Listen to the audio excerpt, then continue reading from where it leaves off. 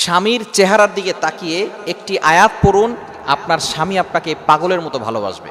বর্তমান আমাদের প্রত্যেকটি জায়গায় বিগেস্ট প্রবলেম হচ্ছে, হুজুর সংসারে শান্তি নাই, স্বামী স্ত্রীকে দেখতে পারে না, স্ত্রী স্বামীকে দেখতে পারে না।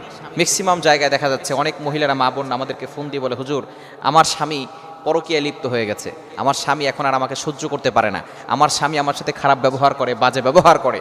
যদি আপনি কোরআনের একটি আয়াতের আমল করতে পারেন, অবশ্যই আপনার স্বামী আপনাকে পাগলের মতো ভালোবাসবে। অথবা কোনো স্ত্রী যদি এমন হয়ে যায়, সে স্বামীকে ভালো করে স্বামীর সাথে ব্যবহার করে না, স্বামীর সাথে উল্টাপাল্টা কথা বলে, স্বামীর সাথে তর্ক করে, ঝগড়া করে, কথায় কথায় স্বামীকে মানসিকভাবে চাপ দেয় এবং এমন কথা বলে স্বামীর কলিজায় আঘাত লাগে, যদি এরকম হয়, তাহলে স্বামী যদি এই আয়াতটি কোনো স্ত্রীর চেহারার দিকে তাকিয়ে পড়তে পারে, আল্লাহ পাক রব্বুল আলামিন ওই স্ত্রীকে স্বামীর বাধ্য করে দিবেন, ওই স্ত্রী স্বামীকে পাগলের মতো ভালোবাসবে। পবিত্র কোরআনুল কারীমের ভিতরে আল্লাহ তাআলা সব কিছু দিয়েছেন।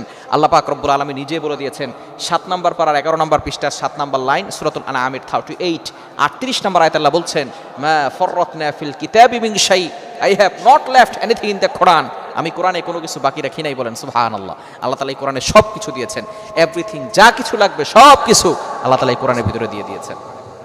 অনেক স্ত্রী আছে যে স্বামীকে বাধ্য করতে চাচ্ছেন, এই কোরআনের আয়াতটি পড়বেন। প্রথমে আপনি 3 বার দুরূদ শরীফ পড়বেন, দুরূদ শরীফ 3 বার পড়বেন। দুরূদের ভিতরে সর্বশ্রেষ্ঠ দুরূদ হচ্ছে দুরূদ ইব্রাহিম, যেটা নামাজের ভিতরে পড়ি, এই দুরূদটি পড়বেন। পড়ার পরে এরপরে আপনি পবিত্র কোরআনুল কারীমের একটি আয়াতটি হচ্ছে 16 নম্বর পারা 13 নম্বর পৃষ্ঠার 3 নম্বর লাইনে রয়েছে, সূরা তাহার 39 নম্বর আয়াতের শেষের অংশ, ওয়াল কাইতু আলাইকা মাহাব্বাতাম মিন্নি, এতটুকু পড়লেই হবে।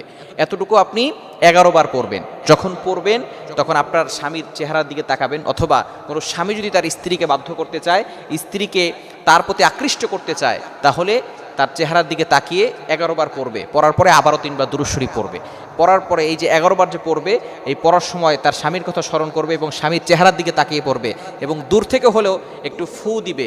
ইনশাআল্লাহ যাকে বাধ্য করতে চাচ্ছে, আকৃষ্ট করতে চাচ্ছে, সে তার প্রতি আকৃষ্ট হবে এবং তাকে পাগলের মতো ভালোবাসা শুরু করবে। মনে রাখবেন, স্বামী স্ত্রীর মধ্যে যে সম্পর্ক, নবীজি সাল্লাল্লাহু আলাইহি ওয়াসাল্লাম জানিয়ে দিয়েছেন, লাম তারালিল মুতাহাব্বিনা মিসলা নিকাহ, এরকম মধুর সম্পর্ক আমি অন্য কোথাও দেখি নাই, এই মধুর ভালোবাসা আমি অন্য কোথাও দেখি নাই। সুতরাং এই ভালোবাসায় ফাটল সৃষ্টি করার জন্য অনেক সময় শয়তান ধোঁকা দিয়ে থাকে, অনেক সময় থার্ড পারসন চলে আসে। এই তৃতীয় ব্যক্তির কথা কখনো কান দিবেন না। তৃতীয় ব্যক্তি যখনই আসবে স্বামী স্ত্রীর ভিতরে ঝগড়া লাগানোর জন্য, স্বামী স্ত্রীকে বিভেদ সৃষ্টি করার জন্য, এই তৃতীয় ব্যক্তির কথা শুনবেন না। থার্ড পারসনের কোনো কথা সংসারের ভিতরে ঢুকাবেন না। এবং সংসারের ভিতরে সুখ শান্তির জন্য আরও একটি দোয়ার আমল করবেন, সেটা হচ্ছে সূরা ফুরকানের 74 নম্বর আয়াত, 19 নম্বর পারার 5 নম্বর পৃষ্ঠার 5-6 নম্বর লাইনে রয়েছে, সূরা ফুরকানের 74 নম্বর আয়াতটা বেশি বেশি পড়বেন। রব্বানা হাবলানা মিন আজওয়াজিনা ওয়া যুররিয়াতিনা কুররাতা আয়ুন ওয়াজআলনা লিল মুত্তাকিনা ইমামা। হে আমার রব, আমাকে এমন স্ত্রী দান করো, চক্ষু শীতলকারী স্ত্রী, চক্ষু শীতলকারী সন্তান আমাকে দান করো। এভাবে আপনি আল্লাহর কাছে দোয়া করবেন। এবং স্বামীকে বাধ্য করার জন্য, অথবা স্ত্রী যদি স্বামীকে বাধ্য করতে চায় এবং কোনো স্বামী যদি স্ত্রীকে বাধ্য করতে চায়, তার প্রতি আকৃষ্ট করতে চায়, চেহারার দিকে তাকিয়ে সূরা তাহার 39 নম্বর আয়াতের শেষের অংশ, ওয়াল কাইতু আলাইকা মাহাব্বাতাম মিন্নি, এতটুকু পড়বে। 11 বার পড়বে, আগে ও পরে 3 বার দুরূদ শরীফ পড়বে। আল্লাহ পাক রব্বুল আলামিন এভাবে টানা 21 দিন আমল করলে অবশ্যই এই আয়াতের বরকতে ওই স্ত্রীকে তার প্রতি বাধ্য করে দিবেন, অথবা স্বামীকে স্ত্রীর প্রতি বাধ্য করে দিবেন। আল্লাহ তাআলা আমাদের প্রত্যেকটা সংসারে সুখ শান্তি দিয়ে ভরপুর